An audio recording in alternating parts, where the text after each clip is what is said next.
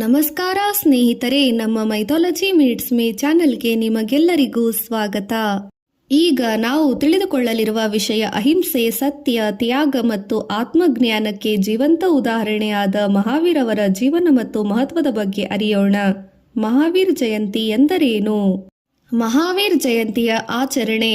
ಈ ದಿನ ಜೈನರು ಹೇಗೆ ಆಚರಿಸುತ್ತಾರೆ? ದೇವಸ್ಥಾನಗಳಲ್ಲಿ ಪೂಜೆ, ಧಾರ್ಮಿಕ ಗ್ರಂಥ ಪಠಣ, ಮೆರವಣಿಗೆಗಳು, ಅನ್ನದಾನ, ದಾನ ಮತ್ತು ಸೇವಾ ಕಾರ್ಯಗಳನ್ನು, ಮಹಾವೀರರ ಸಂದೇಶಗಳನ್ನು ಜನರಿಗೆ ತಲುಪಿಸುವುದು ಈ ದಿನದ ಮುಖ್ಯ ಉದ್ದೇಶ. ಮಹಾವೀರ್ ಜಯಂತಿ ಎಂಬುದು ಜೈನ ಧರ್ಮದ ಅತ್ಯಂತ ಪ್ರಮುಖ ಹಬ್ಬ. ಇದು ಆಚರಿಸಲಾಗುವುದು ಮಾರ್ಚ್ 31.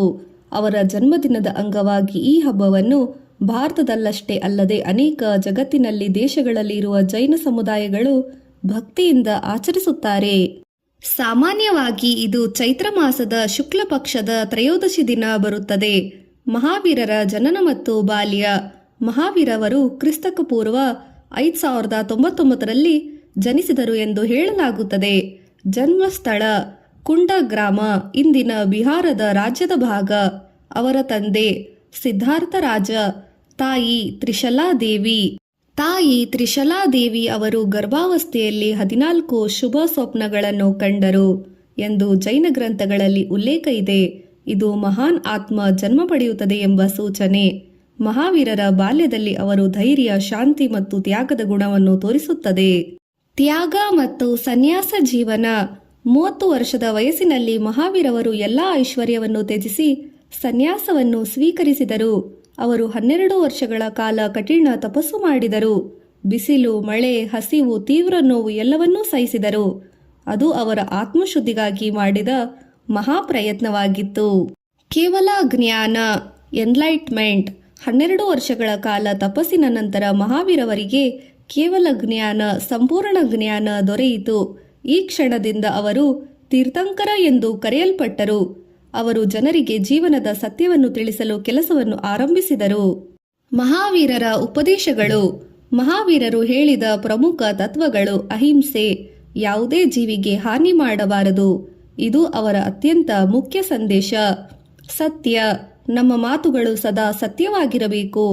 ಅಸ್ತೇಯ, ಇತರರದ್ದು ಕದಿಯಬಾರದು. ಬ್ರಹ್ಮಚರ್ಯ, ಆತ್ಮನಿಗ್ರಹ ಮತ್ತು ನಿಯಮ. ಅಪರಿಗ್ರಹ, ಅಧಿಕ ಆಸೆ, ಸ್ವಾರ್ಥವನ್ನು ತ್ಯಜಿಸುವುದು. ಇದು 5 ಮಹಾವ್ರತಗಳು ಇಂದಿಗೂ ಜೈನ ಧರ್ಮದ ಆಧಾರ. ಜೈನ ಧರ್ಮದ ಪ್ರಭಾವ. ಮಹಾವೀರವರ ಉಪದೇಶಗಳು ಇಂದಿಗೂ ವಿಶ್ವದಾದ್ಯಂತ ಪ್ರಭಾವ ಬೀರುತ್ತಿದೆ. ಅಹಿಂಸೆ ತತ್ವವನ್ನು ಮಹಾತ್ಮ ಗಾಂಧಿ ಕೂಡ ಅನುಸರಿಸಿದರು.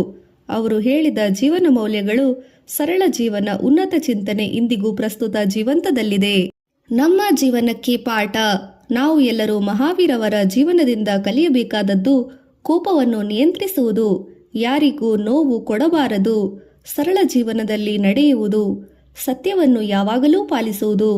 ಇವುಗಳನ್ನು ನಾವು ಅನುಸರಿಸಿದರೆ ನಮ್ಮ ಜೀವನ ಸುಖಕರವಾಗುತ್ತದೆ. ಭಗವಾನ್ ಮಹಾವೀರ ಸ್ವಾಮಿ ಜೈನ ಧರ್ಮದ 24ನೇ ತೀರ್ಥಂಕರು. ಅವರು ಮಾನವ ಕುಲಕ್ಕೆ ಶಾಂತಿ ಮತ್ತು ಧರ್ಮದ ಮಾರ್ಗವನ್ನು ತೋರಿಸಿದ ಮಹಾನ್ ತತ್ವಜ್ಞಾನಿ. ಅವರು ಜನಿಸಿದ ಹೆಸರು ವರ್ಧಮಾನ. ಬಾಲ್ಯದಿಂದಲೇ ಅಸಾಧಾರಣ ಧೈರ್ಯ ಮತ್ತು ಜ್ಞಾನ ಹೊಂದಿದವರು. ಅವರಿಗೆ ರಾಜಕೀಯ ಜೀವನದಲ್ಲಿ ಯಾವುದೇ ಆಸಕ್ತಿ ಇರಲಿಲ್ಲ. ಅವರು ಸತ್ಯವನ್ನು ಹುಡುಕಲು ಬಯಸಿದರು.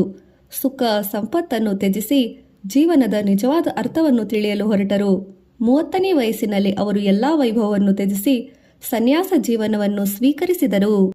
ಮಹಾವೀರರು 12 ವರ್ಷಗಳ ಕಾಲ ಕಠಿಣ ತಪಸ್ಸು ಮಾಡಿದರು. ಅವರು ಮೌನ, ಉಪವಾಸ, ಧ್ಯಾನದಿಂದ ಜೀವನ ನಡೆಸಿದರು.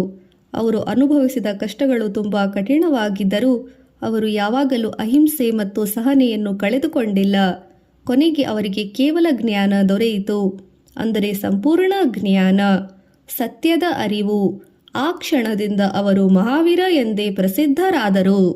ಮಹಾವೀರ ಜಯಂತಿಯ ದಿನದಲ್ಲಿ ಜೈನ ಮಂದಿರಗಳಲ್ಲಿ ವಿಶೇಷ ಪೂಜೆ ನಡೆಯುತ್ತದೆ. ರಥಯಾತ್ರೆಗಳು ನಡೆಯುತ್ತವೆ. ಮಹಾವೀರರ ಉಪದೇಶಗಳನ್ನು ಓದಲಾಗುತ್ತದೆ. ಬಡವರಿಗೆ ಅನ್ನದಾನ ಮಾಡಲಾಗುತ್ತದೆ. ಭಕ್ತರು ಅಹಿಂಸೆ ಮತ್ತು ಸತ್ಯದ ಮಾರ್ಗವನ್ನು ಅನುಸರಿಸಲು ಪ್ರತಿಜ್ಞೆ ಮಾಡುತ್ತಾರೆ. ಇದು ಆತ್ಮಶುದ್ಧಿ ಮತ್ತು ಧರ್ಮದ ಆಚರಣೆಯ ದಿನವಾಗಿದೆ. ಇಂದಿನ ಜಗತ್ತಿನಲ್ಲಿ ಹಿಂಸೆ, ದ್ವೇಷ, ಅಸೂಯೆ ಹೆಚ್ಚುತ್ತಿರುವ ಸಮಯದಲ್ಲಿ ಮಹಾವೀರರ ಸಂದೇಶಗಳು ಅತ್ಯಂತ ಮುಖ್ಯ. ಅಹಿಂಸೆ ನಮ್ಮನ್ನು ಶಾಂತವಾಗಿರಿಸುತ್ತದೆ. ಅಪರಿಗ್ರಹ ನಮ್ಮ ಆಸೆಗಳನ್ನು ಕಡಿಮೆ ಮಾಡುತ್ತದೆ. ಸತ್ಯ ನಮ್ಮ ಜೀವನವನ್ನು ಶುದ್ಧಗೊಳಿಸುತ್ತದೆ. ಅವರ ಉಪದೇಶಗಳು ಇಂದೂ ಕೂಡ ಪ್ರಸ್ತುತವಾಗಿದೆ. ಮಹಾವೀರ ಜಯಂತಿ ನಮಗೆ ಒಂದು ಸಂದೇಶ ನೀಡುತ್ತದೆ. ಜೀವಿಸಿ ಮತ್ತು ಇತರರನ್ನು ಜೀವಿಸಲು ಬಿಡಿ. ಈ ಪವಿತ್ರ ದಿನವನ್ನು ನಾವು ಎಲ್ಲರೂ ಶಾಂತಿ ಮತ್ತು ಸತ್ಯ ಅಹಿಂಸೆಯ ಮಾರ್ಗವನ್ನು ಅನುಸರಿಸೋಣ. ಧನ್ಯವಾದಗಳು. ಜೈ ಮಹಾವೀರ. ಸ್ನೇಹಿತರೆ, ಮಹಾವೀರ ಜಯಂತಿ ಕೇವಲ ಒಂದು ಹಬ್ಬವಲ್ಲ, ಇದು ಒಂದು ಜೀವನದ ಮಾರ್ಗ, ಪರಿವರ್ತನೆಯ ಮಾರ್ಗ. ಮಹಾವೀರವರು ನಮಗೆ ಕಲಿಸಿದ್ದದ್ದು ಜೀವನದ ನಿಜವಾದ ಸಂತೋಷವು ಹೊರಗಿನ ವಸ್ತುಗಳಲ್ಲಿಲ್ಲ, ಅದು ನಮ್ಮ ಒಳಗಿನ ಆತ್ಮಶಾಂತಿಯಲ್ಲಿದೆ. ಈ ವಿಡಿಯೋ ನಿಮಗೆ ಇಷ್ಟವಾದರೆ ಲೈಕ್ ಮಾಡಿ, ಶೇರ್ ಮಾಡಿ ಮತ್ತು ಸಬ್ಸ್ಕ್ರೈಬ್ ಮಾಡಿ. ನಮ್ಮ ಮೈಥಾಲಜಿ ಮೀಟ್ಸ್ ಮೀ ಚಾನೆಲ್ಗೆ ಇನ್ನಷ್ಟು ಇಂತಹ ಧಾರ್ಮಿಕ ಮತ್ತು ಸಾಂಸ್ಕೃತಿಕ ವಿಡಿಯೋಗಳಿಗಾಗಿ ನಮ್ಮ ಜೊತೆ ಇರಿ. ಧನ್ಯವಾದಗಳು. ಜೈ ಜಿನೇಂದ್ರ.